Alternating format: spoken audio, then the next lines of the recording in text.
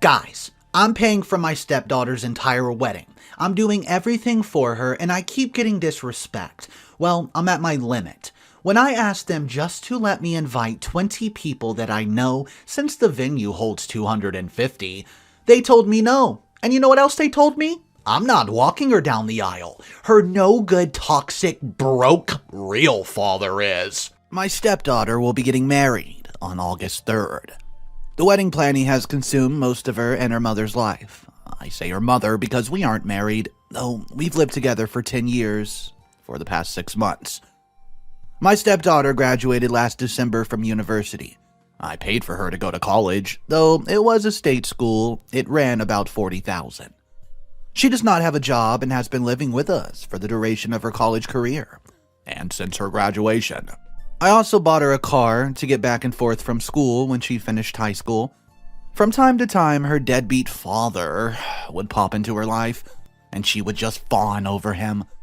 Although he's not contributed a cent to her education or paid any child support, though I would say that's my girlfriend's fault, as CS was not part of the settlement.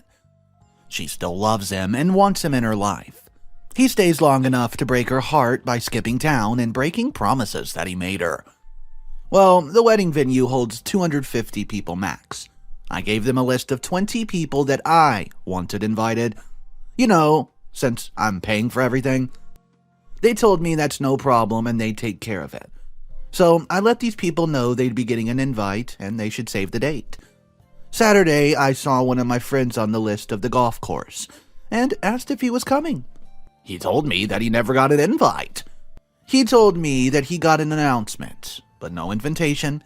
He had it in his back seat, along with probably 6 months of mail, and showed it all to me.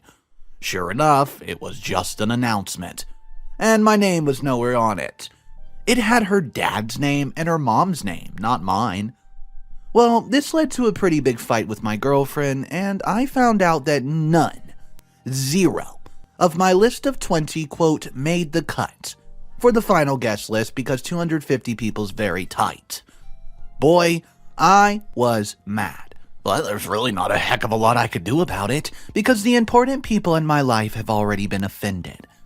My girlfriend said, quote, if some people did not RSVP, yes, I might be able to get a couple people in. But that's an ultimate slap in the face, in my opinion. So I was boiling Saturday. Yesterday, we had a Sunday dinner with the future in-laws family, and us, and a surprise guest, the real dad. At this little dinner, my stepdaughter announced that her real dad was going to be able to make it to her wedding, and now he'd be able to give her away. Well, this was greeted with a chorus of, "Oh, how great! How wonderful!" I don't think I ever felt so angry and just simply disrespected. I was shaking. I took a few seconds to gather my composure because I honestly wasn't sure if I was going to cry or start throwing punches or both.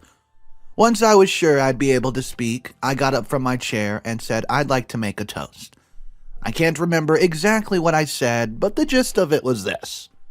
I'd like to make a toast. The sounds of spoons against glasses ring in my ears. It's been my great pleasure to be a part of this family for the past 10 years. Oh, how sweet. At this point in my life, I feel I owe a debt of gratitude to the bride and groom because they've opened my eyes to something very important. They've showed me that my position in this family is not what I once thought it was. And now there's a glimmer of confusion and shock beginning to spread the faces of the room.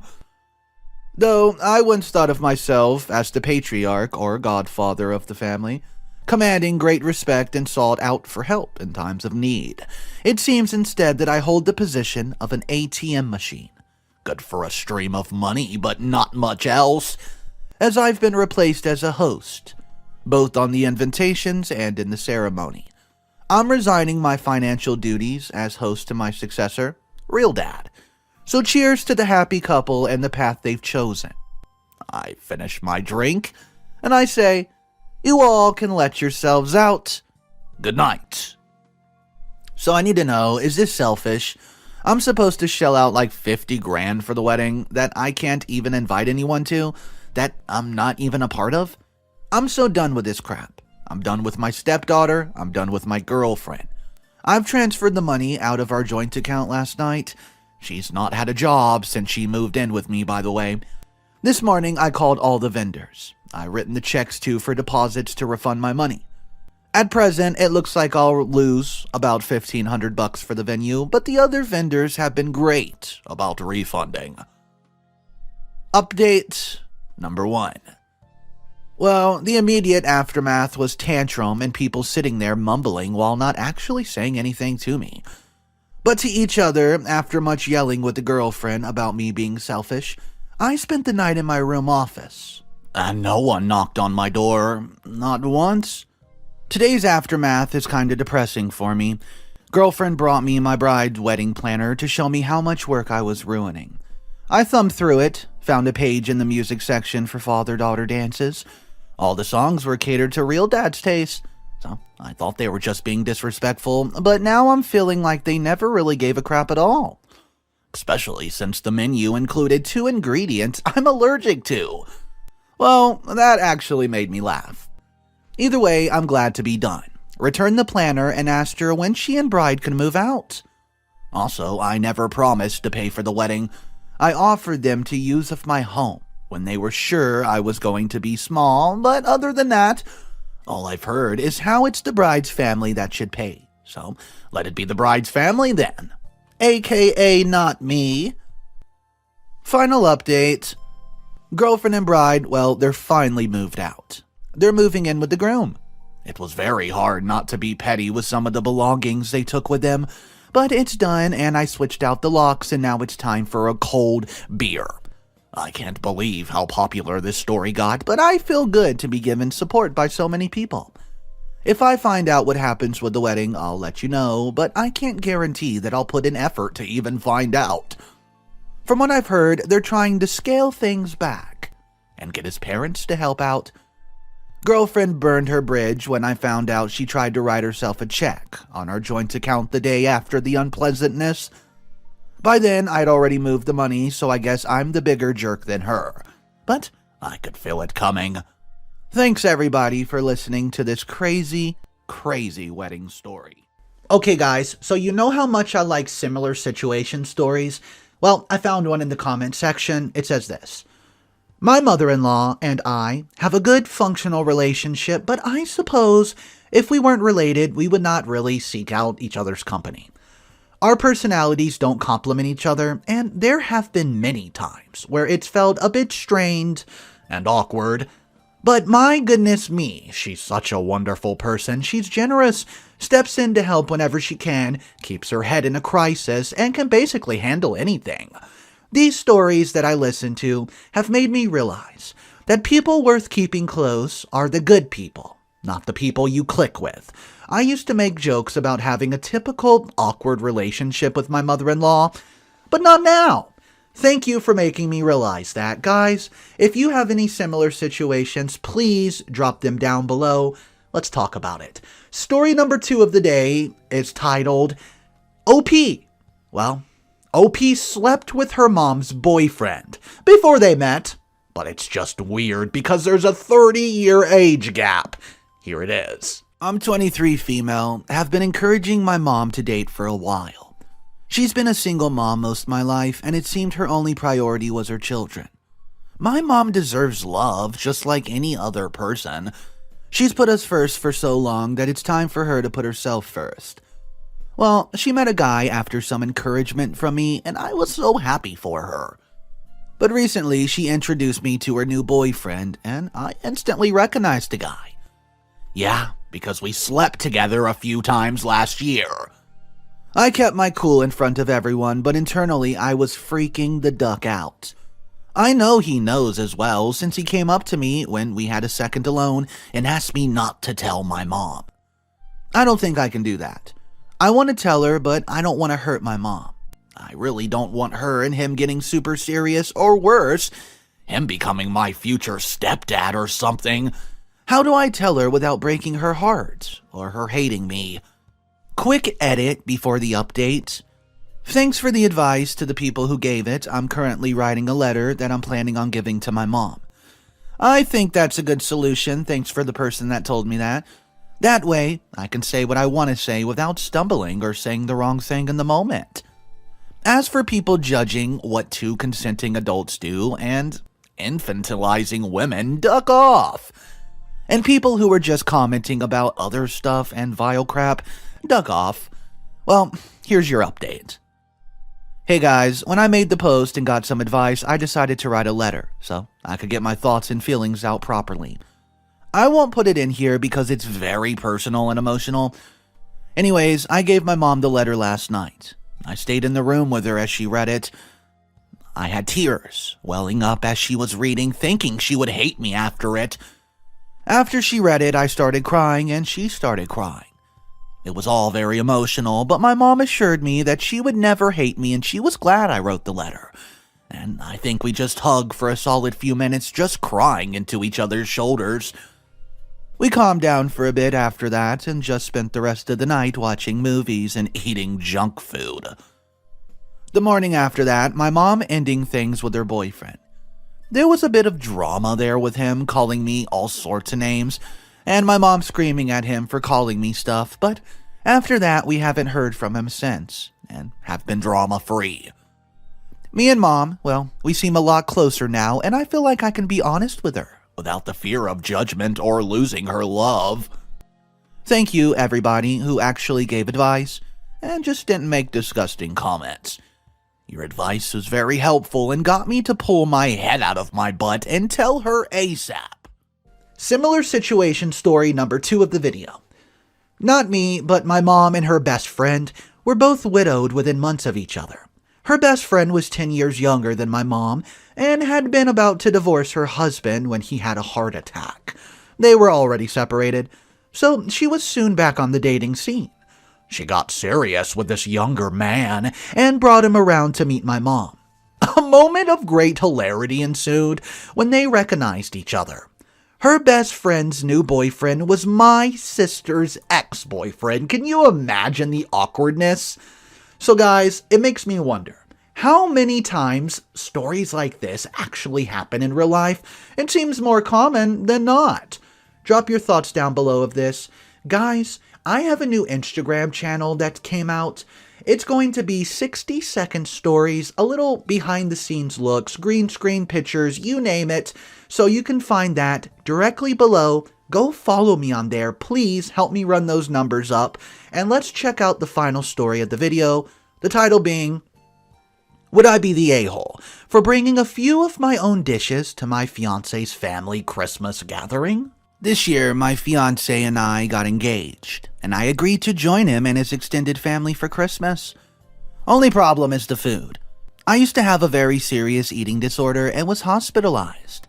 I've gotten over the worst, with a few small slip-ups, and I still struggle with food and count calories, but have not purged in 6 months. And boy, that's a big record for me. Going low-carb a few years ago really helped me start to eat more normally and not get triggered. I love food and cooking, and this diet, along with being more healthy conscious, has allowed me to enjoy my food again, even if I still struggle and I'm grateful for it. I avoid too much sugar and processed food and high fructose corn syrup, ugh. I read food labels and try to avoid anything with unnecessary added sugar that isn't a dessert. I don't eat fast food ever, and don't eat bread, rice, or pasta since dating my fiancé. I've loosened up a little, and occasionally will eat healthier carbs, buckwheat, chickpeas, lentils.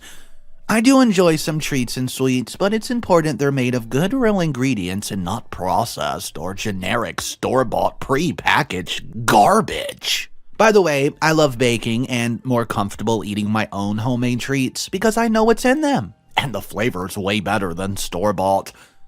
My fiancé's family's more standard American diet, and I'm worried there won't be much I can eat.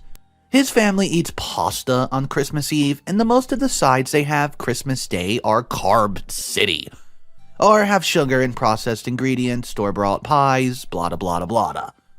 I don't want to be difficult. I never ask anyone to make anything special for me, but I'm not willing to give up my diet even for a day. I don't want to be triggered. I also don't feel good if I eat many carbs or processed food. I get bloated, heavy, and gassy, and get really anxious and can't enjoy myself because I feel guilty. Even if I resist the purge, I also am very conscious of my health. My eating disorder damaged my health, and trying to be as healthy as possible going forwards is really important to me. I'm sure there'll at least be a salad or some side dish there that I can eat. And the main is meat, which is fine, but most sides, snacks, and desserts are just store-bought garbage. It's stuff I won't eat, and I want to enjoy my holiday meal. So I'm asking, would I be the a-hole if I brought a side dish and a homemade dessert that I know I could feel okay eating and enjoy? I would make enough for everyone and bring them as a contribution to the meal. I don't want to seem weird or rude or offend his family, but I worry it would be rude to show up and not be willing to eat most of the food. And I don't want them to think that they have to make anything special for me or feel bad if there's nothing I can eat. I don't know if they think it's rude if I brought some food, but it would be extra dishes for everybody and would allow me to enjoy a special holiday meal and treat as well. So guys, what's your thoughts? What's up guys, Mr. Reddito here. So that was the girlfriend's perspective from her original post. You won't believe this. The boyfriend made a post also about his perspective on the whole ordeal. We're going to jump into that now guys. But first, if you're not part of the Instagram channel, just know I'm going to be doing all sorts of extra videos, stories, behind the scenes. You can find the link for my Instagram channel down below in the description. Check that out, follow that channel, and here's the boyfriend's perspective update. Hey guys, I'm 27 male. I've invited my girlfriend of 3 years to my family Christmas. We've never spent holidays together. She likes to visit her family out of state, and I really wanted her to finally spend a holiday with us. My girlfriend is keto and recovery from a serious eating disorder. She literally starved herself and would make herself throw up.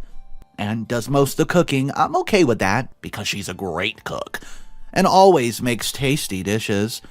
And I'm happy to make food she'll eat when I do cook. Keto helps her stay on track with her recovery, and I understand that. But don't see why she can't have the occasional cheat day. She tries to be healthy and tries to avoid preservatives and sugar, but sometimes has a dessert with me. But will only eat stuff she's cooked herself because she has to know what the ingredients are. However, my family is, let me just say, very traditional, and she definitely isn't. My dad, sister, and I, by the way, my mom passed away, have a tradition of eating lasagna on Christmas Eve, and on Christmas Day, my family's so traditional with side dishes and desserts, but like to switch it up and do something interesting every year. This year, the main dish is going to be pizza. We love our little tradition. Example, Grandma always brings the same sweet potato casserole with marshmallows, and usually the traditional recipe, and just buys the pies from the store for dessert. Well, I've told my girlfriend about our traditions, and she asked if she could bring a few dishes and a dessert, since she can't eat most of the food. But I think she's just being picky. Like, she says she can't eat the green bean casserole from a traditional recipe because it's canned soup, and she doesn't want to eat anything with too many preservatives. I said no, she should not bring dishes because my family really likes our meal as it is, and it's just going to be rude to bring your own food to someone else's event. She doesn't like store-bought pies because they don't taste as good as a homemade pie, she says. They aren't worth the calories, which seems nitpicky. I said she should just let it go and just enjoy herself one time for one special meal that's not a part of her diet. It's seriously not a big deal. Then she asked if she could just bring her own separate meal. And I said that's even worse, because that's even more rude. I told her she could come and eat what she could, just take some of the dishes she won't eat, and try not to offend my family. But she said she could not do that because it might be triggering for her even to have that food on her plate. At this point, I just straight up uninvite her because everything she's suggesting seems rude AF. And she's just being difficult. And this would be the very first time she's meeting my extended family, and it would be a huge bad impression. Well, she got upset and really hurt, and I think she's just overreacting. But her BFF, Joe, who is also a friend of mine, said I was being harsh and did not understand how much she might be struggling from her eating disorder. So guys, am I the a-hole for uninviting her and telling her she would offend my family horribly and make a bad impression? So guys, the verdict was not the a-hole. Let me know what you thought about it. Here's a similar situation. It says, tons of people don't understand many illnesses. I have an autoimmune disorder that leaves me constantly in pain. My mom oh so helpfully says, just take ibuprofen. Only if I want to get kidney failure in the next 5 years. I mean, I also have depression and I've lost count of how many people basically suggest, have you tried not being sad? People can be remarkably ignorant and unsympathetic about illness they haven't personally experienced. So guys, do you think that's what's going on in this story? Is the boyfriend's perspective being absolutely a jerk? Let me know the thoughts. I'll tell you right now though, the girlfriend's perspective, the verdict on that from the original thread was not the a-hole. My stepdaughter is saying, I'm half the man of her biological father. That guy has so many problems. He can't even afford his own apartment. How could he possibly look after his biological daughter? He's a loser. And you know what I'm going to do about it? I'll tell ya. I've been married to my lovely wife, Joyce, for 4 years. Joyce has a daughter named Tori, who has been a point of contention in our relationship since before we got married. Tori's her daughter from a previous marriage, and my wife broke things off with her ex Drew when Tori was 8 years old, and she being a child at that time did not take the split very well. She loved her father, mostly because Joyce did her best to hide all his faults from her. While Drew was a good dad, he was a chronic gambler and an alcoholic also. He was constantly just getting rid of their money by playing slots, scratch-off cards, Powerball, you name it. The breaking point for Joyce was when he took the money she set aside for Tori's birthday present and used it to buy a round at the bar for him and his buddies. I met Joyce 2 years after her divorce and we hit it off immediately. It was a long while, almost a year before she introduced me to Tori. And right away, this child did not like me at all. At first, I thought she was just shy or scared, but no. She was actively going out of her way to be spiteful. She'd constantly beg for her mother's attention, or cry and scream so her mom would have to dote over her. Well, I figured she just needed time to adjust, so I was patient. But things did not get much better. One time, we went to a local fair and I won her a teddy bear. You know, one of those ball toss games. She popped the eyes off and tore the Sam, so the stuffing was falling out everywhere. Then told her mom it was ruined and she didn't want it. After that, I just thought she needed some space, so I stopped coming around as often, but whenever I did, she would act up, throw tantrums, and scream. It got to the point where I almost broke things off with Joyce. I couldn't take it. She decided to get Tori in some therapy to get to the root of the problem. Apparently, this kid thought I was trying to replace her father. At this point, she was 12 years of age and had not even seen her father since the divorce. We had a sit-down, where both I and her mom explained that I was not trying to replace her dad. She could always think of me as just Greg. That seemed cool. Well, she liked that, and it cooled things off for a bit. She was still pretty cold towards me, though, most of the time, but the tantrum stopped at least. Okay, so let's go ahead and fast forward 2 years, and her mother and I got married. That's when Tori started acting up again. She and her mom lived in an apartment, and before we got married, I bought a home. She didn't want to move in, and stayed with Joyce's mother for a few months before she finally caved. Tori was not happy about it. Despite having her own room, she was still very standoffish at best and outright hostile at its worst. If she needs something out of the kitchen and I'm in there, she'll come to the door, turn right back around. If I try to even initiate a conversation with her, she'll stay quiet or outright tell me not to talk to her.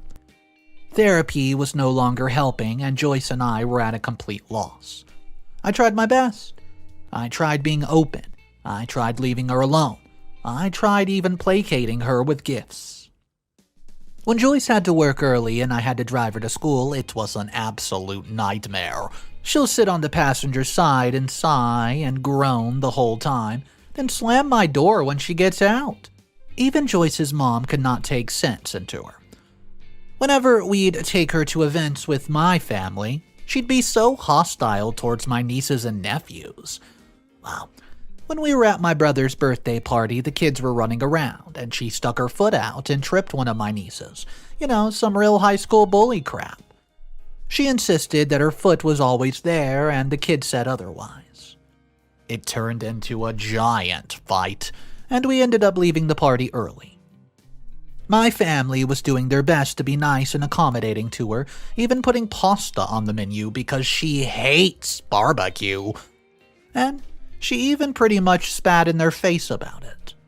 She refused to talk to anyone and sat in the corner the whole time with a sour expression on her face. Needless to say, she's banned from future events, and Joy is still welcome though. My family members and friends who were familiar with the situation called her a brat, and said I should demand some kind of respect instead of caving every time, but I didn't think she was a brat. Just a kid who went through a rough divorce and her parents, and misses her dad.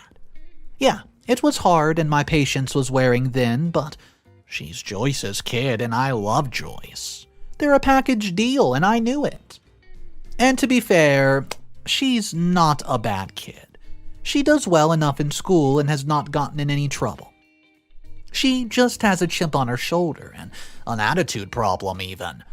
We thought therapy would help her navigate her feelings, but that did not work out. I don't think Tori knows it, but I'm the one who's been taking care of her needs this entire time. Joyce is a freelancer and doesn't make much money. Whenever Tori needs something, she'll ask her mother, and her mother will ask me. I'm not petty, so I do help whenever I can. I'm not gonna let the girl starve just because she doesn't like me. I've been gritting my teeth and bearing it, and I got close to my wit's end a few times. Then Tori's dad, Drew, he contacted Joyce. Drew had been sober for almost a year, got over his gambling addiction, and wanted to have a relationship with his daughter again. Both Joyce and we were skeptical, but we agreed to meet with him. According to Joyce, he looked much better than the last time she saw him, and he seemed genuinely, about having a relationship with Tori and Joyce, and I hoped this would be key in helping her behavioral problems. Drew agreed to have a long, hard talk with her once they got reacquainted, and the next time we met, we brought Tori with us as she was ecstatic. They spent a long time talking, and it was nice to see her actually happy for once. We kept taking her to meet with him.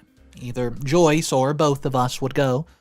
When we were comfortable enough, we started letting her go on her own, and then even spent some weekends with him. It's absolutely done wonders for her mood, and wonders for Joyce and I's relationship.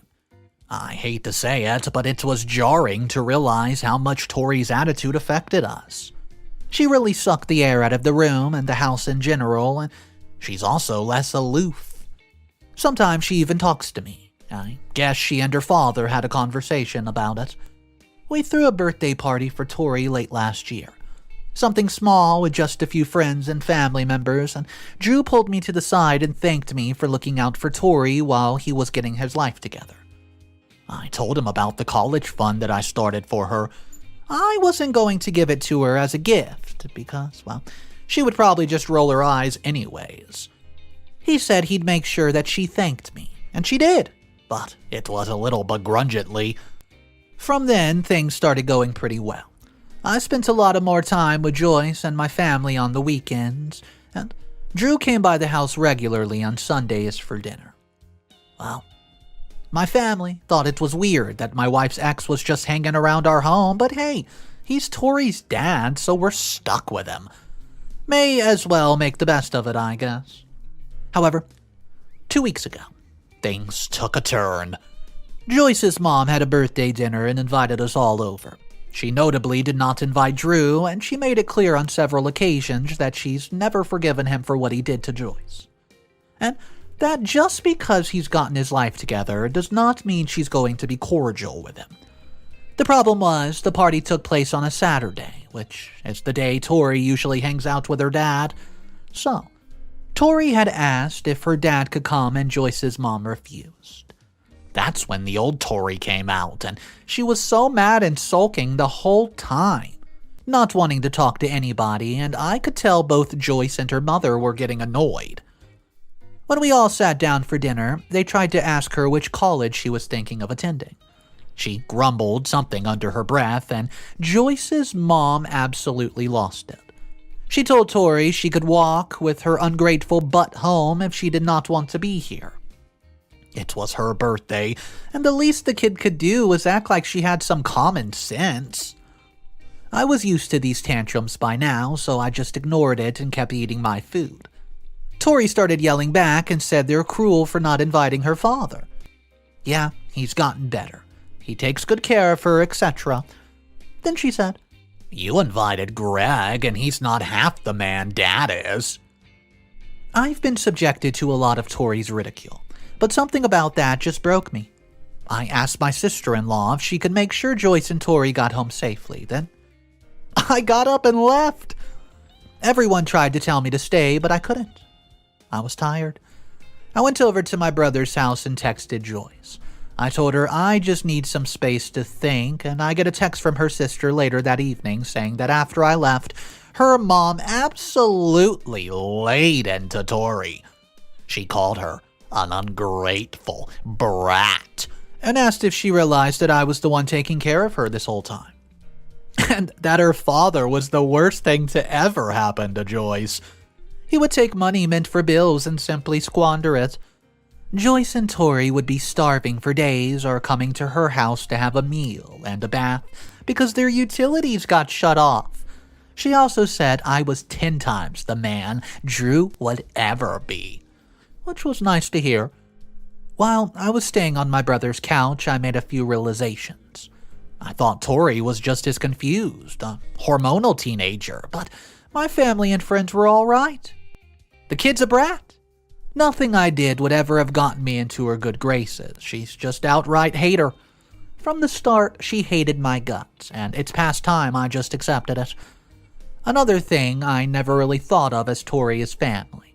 My mother-in-law and my sister-in-law and all of Joyce's other relatives I thought of as family, because they were always nice and accommodating, but to me, Tori was, well, just Joyce's kid. Someone I had to put up with it for the sake of my marriage. But she was 18 now. She's a woman. I didn't have to feel sorry for her anymore. If she thinks her father can take care of her, then so be it. Call me petty, but I'm taking away the college fund. I'm going to book a nice extended vacation for Joyce and me, and we have not really done anything big together since our honeymoon anyways.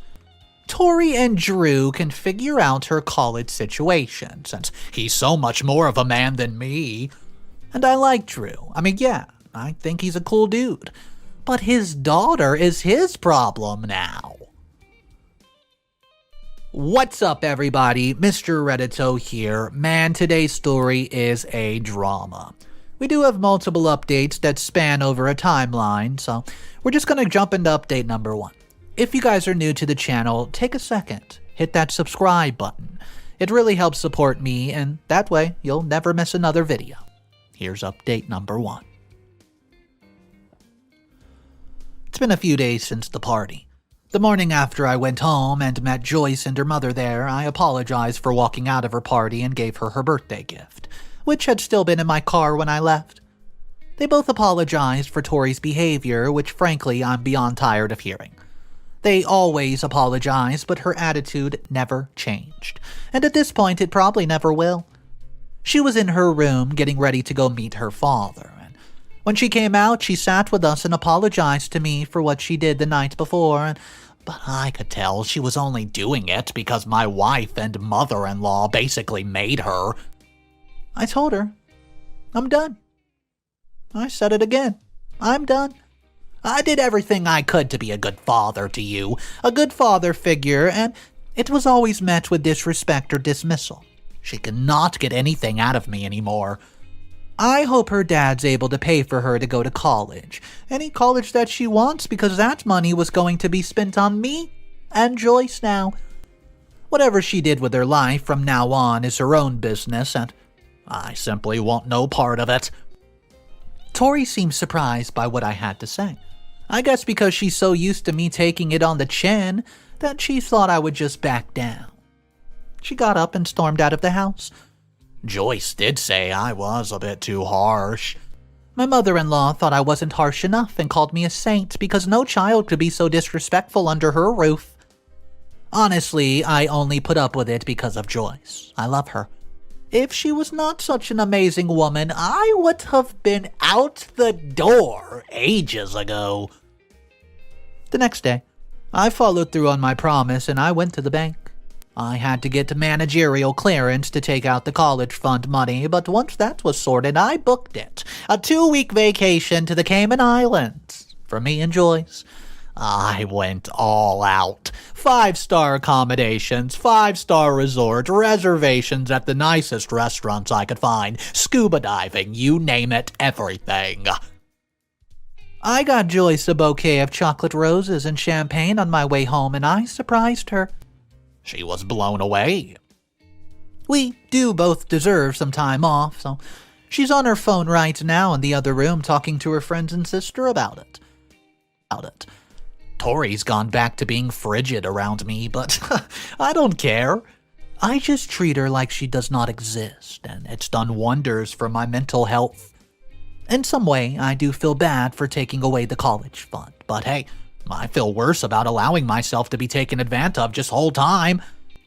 I made it clear to Joyce that one apology is not going to fix this when it's been going on for years.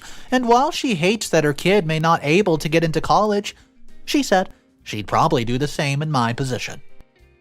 She also apologized for not being more strict with Tori when she was acting up, but it's really not her fault. She did the best she could with the hand that she was dealt. Also, I did not kick Tori out of the home. She's free to stay until she figures things out. Well, thanks for listening. I'll update soon. Update number 2. So, Joyce and I are on vacation, but we have a little downtime before our next adventure, so it's time to provide an update. When we left for vacation, Tori went to stay with Joyce's mother. I guess she did not want to be in the house by herself. Well, Mother-in-law called us yesterday morning and said Tori and all her stuff were gone. She left a note saying she was gonna stay with her father. For context, her dad's live with a roommate and works as a waiter at a restaurant.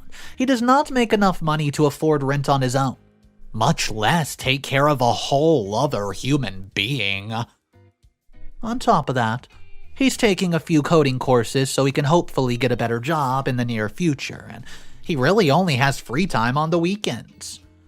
He had to sleep on their lumpy couch and give Tori his bed. On top of that, she had to go back to her mother-in-law's house while he was in classes and work, and he doesn't get off until an hour after restaurant closes. Like midnight, and Tori demands he comes to get her anyways, which is not safe for either one of them. He called Joyce this morning to try to get her to talk some sense into Tori. They were on the phone for a very long time, and there was some yelling, and I don't think there was a resolution. Joyce did not want to talk about it. What she did tell me is that Drew sounds stressed out. That's not it, though. Apparently, Tori was in the family group chat talking about what happened and called me petty and sassy for what I did. So on top of being a brat, she's also homophobic. Great. She said she doesn't want to live with me and Joyce anymore, which I'm perfectly fine with it. I mean, she's 18, right? Joyce wants to have an intervention when we get back. Get the family together and talk some sense into this girl. I also agreed that if she wants to put money towards Tori's college, I will cover half of the part of the bills. I make way more money than her, so she pays the smallest bills along with buying some groceries for her and Tori. Mostly the things that they like and I don't. We've already started contacting other family members so they're aware of the situation, and I don't cave to Tori's bullcrap. I'm not looking forward to going home. This vacation has been so nice. If I had the money, I'd buy a house out here and move far away from all of Tori's bullcrap. Update number 3. Well, we did it. We had the intervention, and I wish I could say it went well. We all gathered at my mother-in-law's house, and everybody was there. Joyce's sister, the sister's kids, heck, even Joyce's mother had put aside her differences and allowed Drew to come home. Well, Tori was the last to arrive and was reasonably confused. Joyce explained that we were all concerned about her little attitude. Well, they were concerned. I stopped caring. Joyce said she was worried Tori would not be able to make it out in the real world because her impulsiveness and disgusting attitude were going to put a lot of people off. She tried to speak to her mom, but mom stopped her.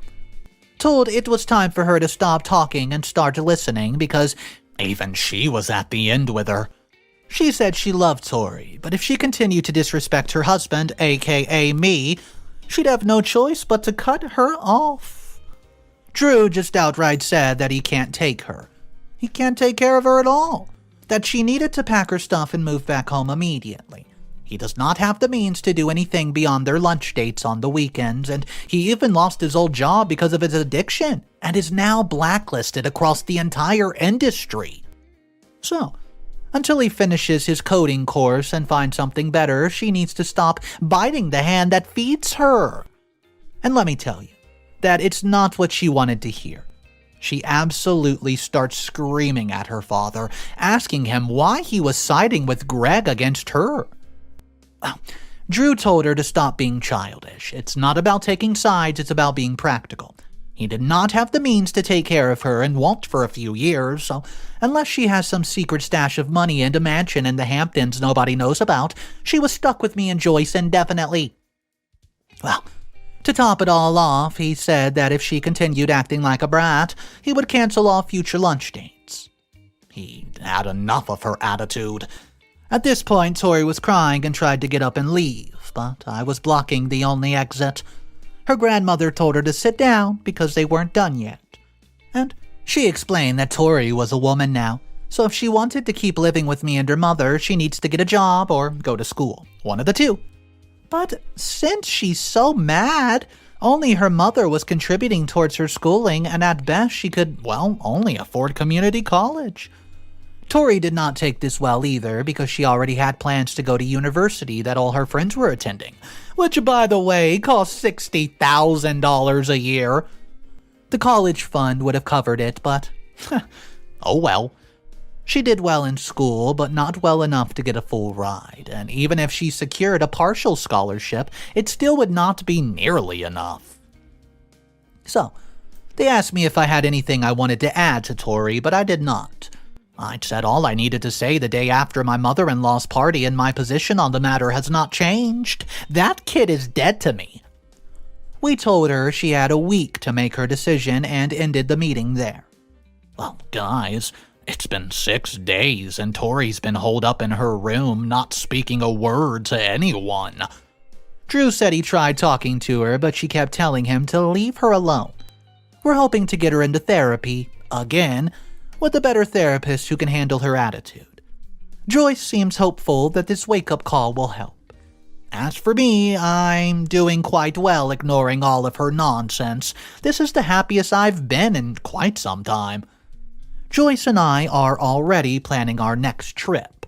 We want to make it a bi-yearly thing since, we have some money now. Thanks to the... Alright guys, so let's talk about this story. I'll be honest with you, I read a lot of the comments from the original post, and it looks like there was a lot of people who were actually taking the daughter side on this matter. And why they were doing that, they're saying that OP should not have taken away her college fund because she was expecting it, and she was just going through a lot with her mother divorcing. But there was other commenters who were like, no way, this girl was literally a demon child. She was doing so many things against OP when he was the only one there for her. So I'm coming to you guys. I want to know which side of the coin you land on.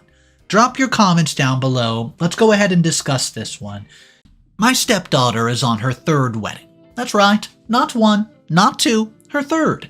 And guess who's paid for every single one of them? Me. Guys, you won't believe this. She doesn't even care about the guys. She simply gets together with them, marries them, and tries to take all their money. Well, I guess the joke's on me because my wife is saying I have to go ahead and get a loan against my mortgage to pay for this third wedding, and you know what? I put my foot down. I'm not doing it. I don't really hate my stepdaughter, but my strong dislike for her is solely because of her bad attitude and ignorant behavior. She'd been a nuisance to me since the very first day that I've met her. She would not waste a chance to cause us trouble, but her mother's leniency only made her act like a brat even more. She spoiled her a bit too much, and which I often exposed, and this led us to having an argument in the end. It won't be an exaggeration to say that she was the bone of contention between us. She was the reason for most of our fights, and my wife and I met at my shop, which she stumbled upon accidentally. It was not like any dramatic encounter, but rather a pretty normal one. That's what I thought. But she then starts coming by my shop often, and that's just how we clicked. I wasn't sure if I was ready for a relationship back then, but she stayed patient, and just slowly we developed a connection I could not deny anymore. Initially, I had no idea that she was a divorced woman, but slowly she revealed that to me, and I was not apprehensive about it and just shrugged it off. Just a few days later, we met at a cafe, and there she introduced her daughter to me. I was shocked, but my love for the woman made me accept her too, and I accepted all the baggage she came with. Julia was very understanding and supportive of me in the early years of our marriage, and she took care of my house and me, so in return I let her daughter stay in our house, just as she wanted. Spencer was always quite a bratty kid, but I didn't mind it much in the beginning, considering her an immature child, but then things worsened just as she entered her teenage years. She was careless and a total mess. She reminded me of the mistakes I've made while I was a teenager, except that my family was dysfunctional and my parents were absolute drug addicts, with a large sum of debt weighing them down. She would go around picking fights right and left, making trouble at school, ignore her studies, lazying around the house, and just always be busy on her phone. I tried not to let it bother me, but it did. Just when I was on my verge of exploding, she started to bring guys home. This led me to chastising Julia, who only defended her, turning a blind eye to her worrisome acts. My wife's support only spoiled her even more. She would go around spending money absolutely recklessly. My hard-earned money was wasted like it was nothing. I was at my shop once when I received a message that a big chunk of money was withdrawn from my account. I still remember how things escalated that day. So, I went straight home where Julia and Spencer were sitting on a couch, surrounded by lots of shopping bags. I absolutely lost my temper and yelled at them, which resulted in Julia coming in front of her for defense, and after that fight, both boycotted me for weeks until I had to take a few steps back and dissolve the matter. And maybe that was one of my biggest mistakes, because after that, the daughter-mother duo never really took me seriously. They would just both side with each other, and I had to be the one to give up. Just when I thought my life could not get any worse, that brat proved me wrong. Spencer came home after meeting a guy she met a few weeks ago, and she suddenly gathered our attention and gave us a big heart attack by announcing that she was going to marry him. This time, Julia has also tried to persuade her, but the girl only did what she wanted and married him in a court. I was relieved somehow that I finally got rid of her, but I was again proven wrong when just in 2 months she came back home with her big suitcase, letting us know that she was an independent divorced woman now. I was speechless by how Julia supported her rather than reprimanding her for her immature actions. That's when I realized that I was not as important to her as a person as her daughter was. Julia's attitude changed drastically throughout the years, and She no longer showed me any kind of positive energy, but rather only demanded things from me just like her daughter. But I had spent years with the woman, so I still was not able to believe it. After the incident, things were quiet for some time, and I occupied my mind with my shop. But luck was definitely not on my side, and one day I was out of town to buy some stock for my shop when I get a call from my friend, informing me that a fire has broken out inside my shop, and I hurriedly drove back, and before I even realized I reached my shop, I was heartbroken to see it in ruins. That day, I lost my only means of earning, and I was so stressed that I locked myself in my room for days. None of my family members approached me or tried to console me at all. My health was falling, and I lost my appetite. Just then, my stepdaughter dropped another bomb. She brought home a man she introduced as her fiancé. I was stupefied by her actions, but again, my wife supported her.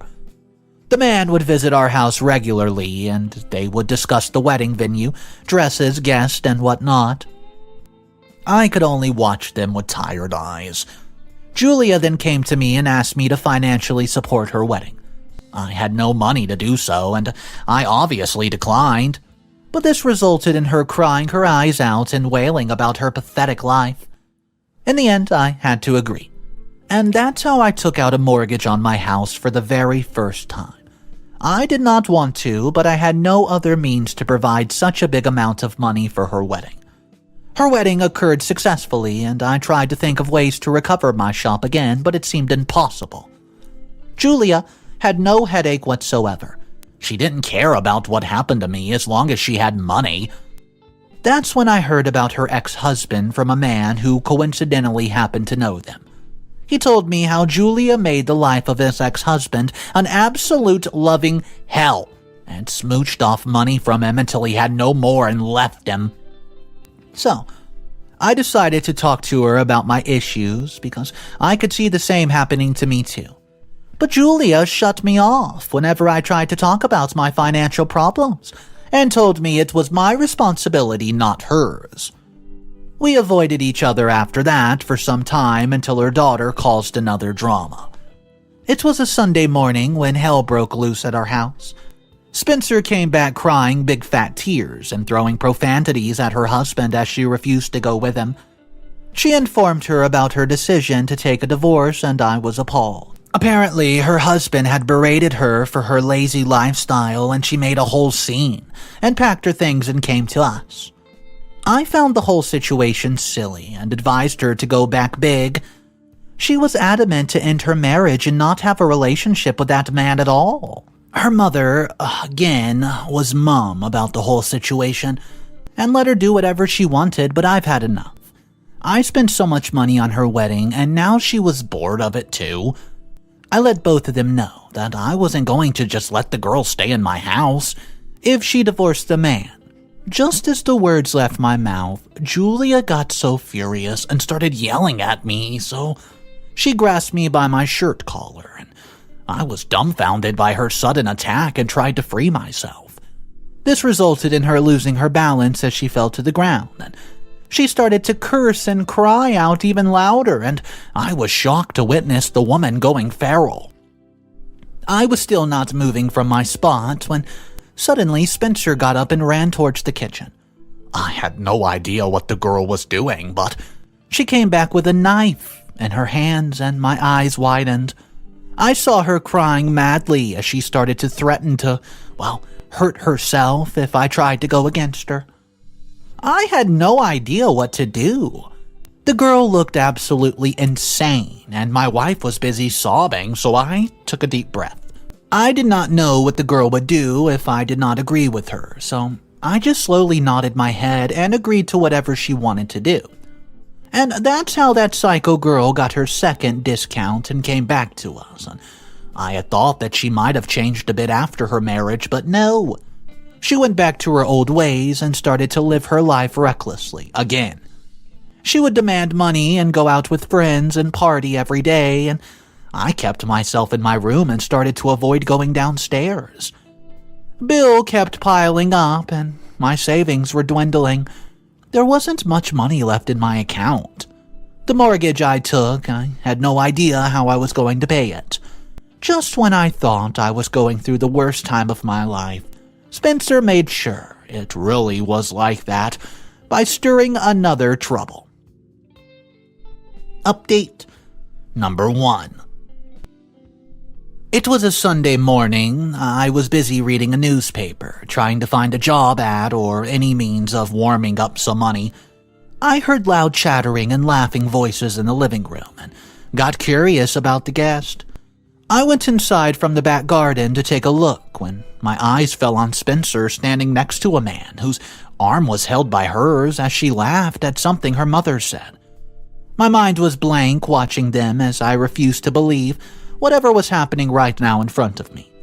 The girl, however, noticed me as she forced a smile and introduced me to the young man, who seemed to be the next unlucky victim of hers. The man politely greeted me and, seemed unaware of the tension lingering in the air. She informed us that the man was named Nail. It's her boyfriend and, the love of her life. I rolled my eyes at that. I had a hunch about what was coming next, but I decided to stay quiet watching the mother-daughter duo repeat the same routine that they would do whenever she brought out a man. Any of the men had no idea that they were getting themselves into something like this until they would live a few months later with her. Whenever the boy tried to have a conversation with me, they would interrupt and change the topic. I watched them say the same old script that they used with all her other previous boyfriends. From bragging about having money to sugarcoating things to present her daughter in a better light. I waited for them to bring up her past 2 failed marriages, but they acted like it never even happened.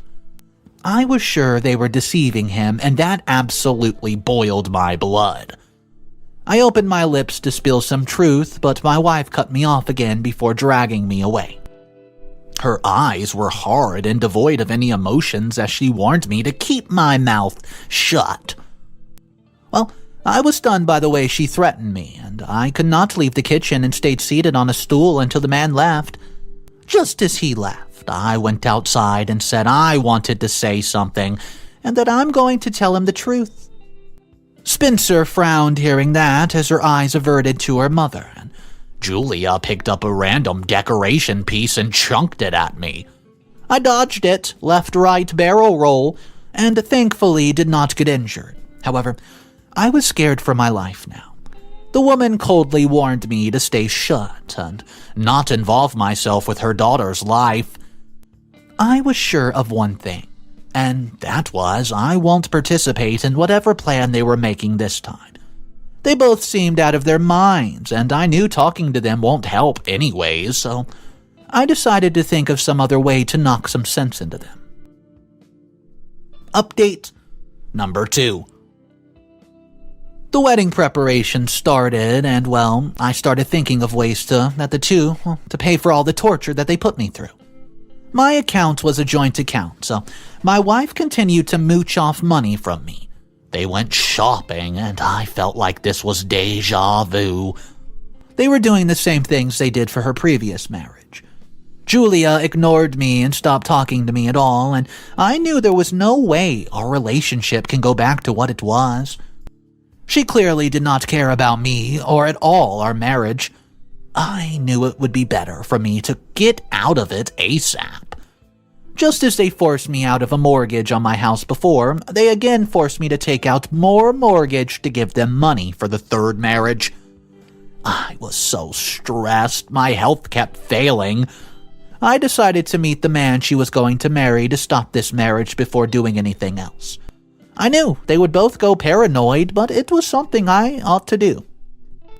So, I called up the guy and asked him to meet me right down at a nearby cafe, making an excuse that I wanted to discuss some wedding-related issues, and he agreed, and I got up, changed my clothes, and exited the house.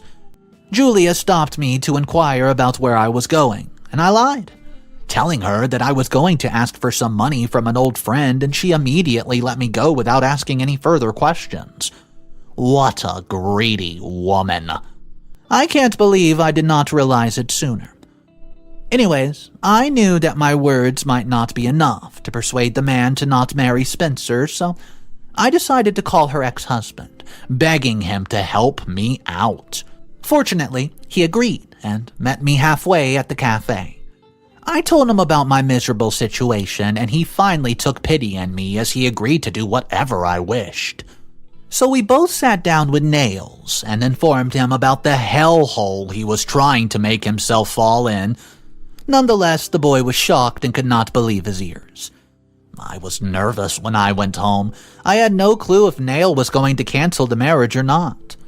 But I got my answer the very next day.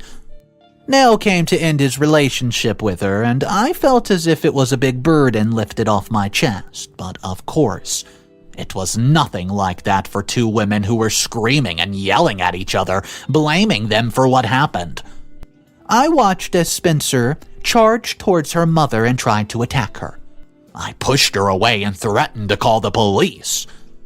My own head was spinning, and I knew I was going to faint any moment, so I called my friend and headed over to his house, leaving them alone.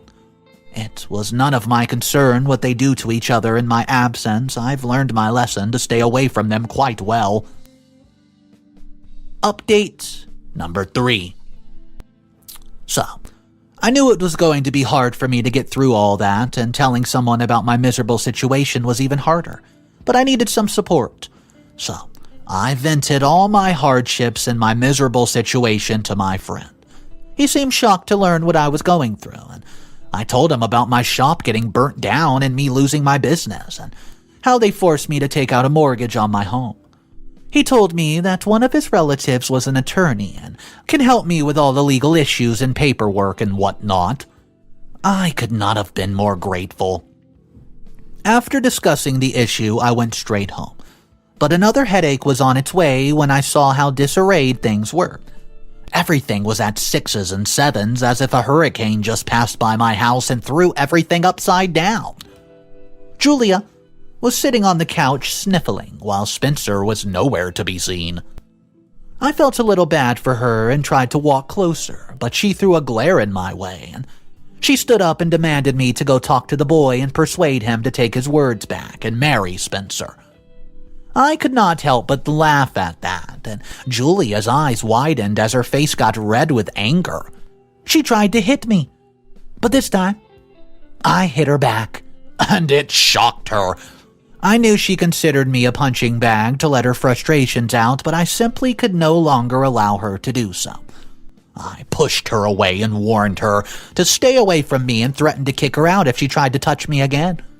She could not even utter a word and watched me pad towards my room. After entering my room, I called my friend who used to manage my shop and told him that I was going to need some loans to start my business again. But of course, he had no money to give me. I called a lot of my friends, and eventually one of them agreed. I was ecstatic to know that I could finally balance myself on my feet again, and the very next day I contacted another lawyer to get those divorce papers. There was nothing left between Julia and me, so I knew it was better for me to just end it. I saw a drunk Spencer stumbling into the house, and Julia supported her while I watched them from the couch. Just when both were going to enter a room, I spoke. I told them that they need to evacuate my house ASAP, and I was not going to put up with their toxic behavior, not for a second longer. They both went pale, realizing that I was dead serious, and I had no intention of letting them off the hook. Julia rushes towards me, begging me not to kick them out, and I saw how her attitude changed a whole 80 degrees, but this only made me feel worse. I yanked my hand away from her and told her to get lost before I walked away. Maybe, just maybe, this is how things should have ended a long time ago. Update number 4. When I woke up the very next day, I had expected them to be gone, but I was met with the sight of them sitting on the couch with red eyes in the living room. I frowned walking towards them, and they immediately started to cry and ask for forgiveness, but I knew how fake both women were. I didn't wait any longer. I called the cops. They were stunned when a few minutes later they both were getting dragged away by police officers as they were thrown out and warned not to trespass on my property again. Well, I got a loan from my friend that I stated earlier and started renovating my shop. Within a month, I was able to start my business again. I knew it was going to be a hard journey and before I get to the place I used to be. Slowly, I started to earn and get more profit and started saving money to pay the mortgage on my house. I also sent divorce papers to Julia and had gotten a divorce after a few days. I had no idea where both of them went and where they were living anymore, but I knew I was not going to let them get away without making them pay. I filed a case against them for abusing me and forcing me to do things against my will. I hired a good attorney for my case and they easily lost. They were fined and asked to pay back a huge sum to me of all the money, which they had forcefully acquired from me. They were given a few months to pay me back and an account number which was given them to transfer the money so I won't have to even look at their faces again. I continued to work hard for my business. Soon I learned that Spencer got arrested again for fraudulently selling stuff, and to be honest with you guys, I could not care less. And, well, issued them a notice to pay me my money no matter what. Julia was the one who started doing odd jobs to pay me back, while her daughter sat behind bars. She learned how hard life is. All they knew was manipulating people and benefiting from them, and I was just another victim to them. I knew they were going to get away any sooner, as her ex-husband also sued her for fraud. The woman really was just a pathetic being, and I worked hard for a year or so before finally being able to pay the mortgage back and get my house freed. My business was going well, and I decided to open another shop. Just to expand my business, I was again earning well, and I was finally doing better and started my treatment too. I learned it was all because of stress and the tensions they put me through. I had to work hard to get better at it, too, and those women had sucked all my energy dry, and now karma was hitting them back. I could not be happier. Okay, so this was a classic example of karma. It looks like OP was the one that won at the end of this story, but I want to hear from you guys. If you were in OP's position, what would you have done? Would you have done the exact same thing OP did, or would you done it a little different? Guys, go ahead and drop your comments down below in the comment section. Let's discuss this one. I hope you guys enjoyed the content for today. That's going to be all the stories. If you want more daily stories, it's super simple. Just hit that subscribe button right underneath this video and hit the bell notification icon. That way, you're always going to get notified when a new story is up. I hope you guys have a good one, and just remember, it's cool to be kind. I'll see you in the next one. Peace.